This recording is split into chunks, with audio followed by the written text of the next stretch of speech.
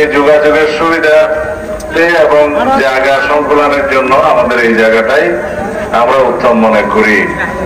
এটা ভবিষ্যতে বহুতল ভবন নির্মাণের মধ্য দিয়ে এবং বিএনপি সহ অন্যান্য সংগঠন সবারই ঠিকানা এখানে হবে। এখানে যেগুলো জরুরি ভিত্তিতে জনসমাবেশ করার দরকার হয় সব এই সমস্ত এই জায়গায় হবে। এটা গণতন্ত্রের ঠিকানা।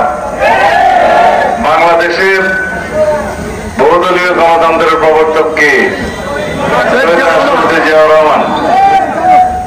তিনি গণতন্ত্রের রক্ষক ছিলেন এবং গণতন্ত্র রক্ষা করতে গিয়ে স্বাধীনতার সার্বভৌমত্ব রক্ষা করতে গিয়ে তিনি শাহাদত বরণ করেছেন। তিনি সম্মুখ সমর করে বাংলাদেশের স্বাধীনতা যুদ্ধের ঘোষণা দিয়ে সম্মুখ সমর করে স্বাধীনতা যুদ্ধে তিনি জয়লাভ করে বাংলাদেশের স্বাধীনতা ছিনিয়ে এনেছিলেন, বিজয় অর্জন করেছিলেন। তিনি 1975 সালে আবার যখন স্বাধীনতা সার্বভৌমত্ব হুমকির মুখে পড়ে তখন বাংলাদেশের এই গণমানুষের সিপাহী জনতার বিপ্লবের মধ্য দিয়ে আবার বাংলাদেশের স্বাধীনতা সার্বভৌমত্বকে রক্ষা করেন। 1979 সালে সাংবিধানিকভাবে সংসদে সংশোধনের মাধ্যমে একদলীয় বাকশাল ব্যবস্থাকে বিলুপ্ত করে বহুদলীয় সরকার ব্যবস্থা, বহুদলীয় গণতন্ত্রের রাজনীতির প্রবর্তন করেন সেই শহীদ জিয়াউর রহমান।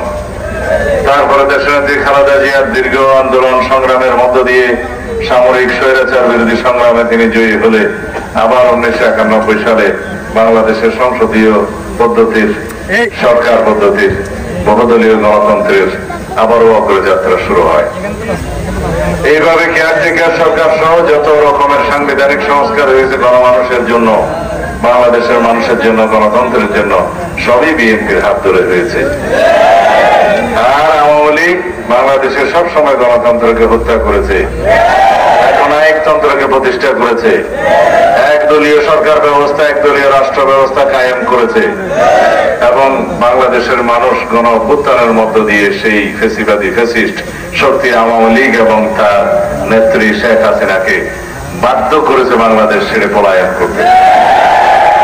এখন সেই পলাতক স্বৈরাচার দেশে বিদেশের তার সহযোগীদের মধ্য দিয়ে বাংলাদেশে আবার ষড়যন্ত্র করার পায়তারা করছে। বিভিন্ন সময় বিভিন্ন উস্কানিমূলক বক্তব্য দিয়ে বাংলাদেশে অস্থিরতা সৃষ্টি করার জন্য সবসময় চেষ্টা করে। সুতরাং আমাদেরকে ঐক্যবদ্ধ থাকতে হবে, সকল মানুষকে গণতন্ত্রের পক্ষে ঐক্যবদ্ধ থাকতে হবে। বাংলাদেশ জাতীয়তাবাদী দল মানে গণতন্ত্রের ঠিকানা। শহীদ রাষ্ট্রপতি জিয়াউর রহমান জিয়া উদ্যানে শুয়ে আছে, এই গণতন্ত্রের রক্ষা কবচ হিসেবে বাংলাদেশের গণমানুষের নেত্রী দেশনেত্রী বেগম খালেদা জিয়া বাংলাদেশে এখনো জীবিত আছে এবং এই গণতান্ত্রিক সংগ্রামে ফ্যাসিবাদ বিরোধী আন্দোলন সংগ্রামে চূড়ান্ত নেতৃত্ব দিয়ে আমাদের নেতা বিএনপির ভারপ্রাপ্ত চেয়ারম্যান জনাব তারেক রহমান আবার ফ্যাসিবাদ বিরোধী সংগ্রামে জয়ী হয়েছেন।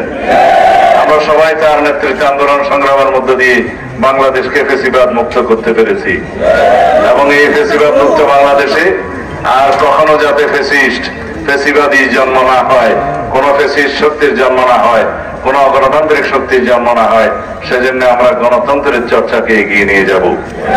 সেই জন্যই আমরা এই গণতন্ত্রের জন্য বাংলাদেশে একটি সুষ্ঠু নিরপেক্ষ নির্বাচনের মধ্য দিয়ে যত শিগগির সম্ভব একটি রাজনৈতিক সরকার প্রতিষ্ঠার জন্য আমরা এখনো কথা বলে যাচ্ছি। গণতন্ত্র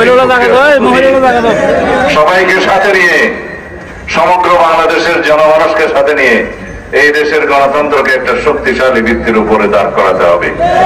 তাহলে পরে আমাদের সন্তানরা যারা রক্ত দিয়েছে এই গণ অভ্যুত্থানে, যাদের আকাঙ্ক্ষা ছিল, যে সমস্ত শহীদের রক্তের আকাঙ্ক্ষা ছিল, এই দেশের মানুষের সমস্ত অধিকার প্রতিষ্ঠা হবে, গণতান্ত্রিক অধিকার প্রতিষ্ঠা হবে, সাংবিধানিক অধিকার প্রতিষ্ঠা হবে, ভোটাধিকার প্রতিষ্ঠা হবে এবং বাংলাদেশে একটি বৈষম্যহীন সমাজ ব্যবস্থা প্রতিষ্ঠিত হবে।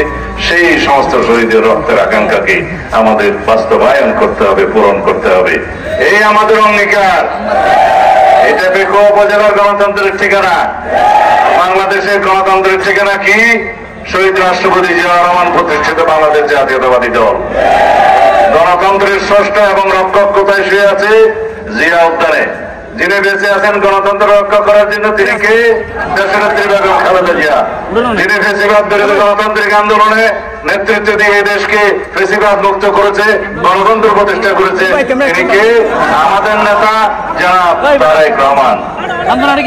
ঠিক আছে, সবাইকে ঐক্যবদ্ধ রাখতে হবে, মানুষের কল্যাণে কাজ করতে হবে। যে সমস্ত লোকেরা মানুষের অধিকার খর্ব করে তাদেরকে রুখতে হবে। আসসালামু আলাইকুম রহমতুল্লাহ। খোদা হাফিজ। বাংলাদেশ জিন্দাবাদ। বাংলাদেশ জাতীয়তাবাদী দল জিন্দাবাদ। শহীদ জিয়া অমর হোক। বেগম খালেদা জিয়া জিন্দাবাদ। আমাদের নেতা জনাব তারেক রহমান জিন্দাবাদ।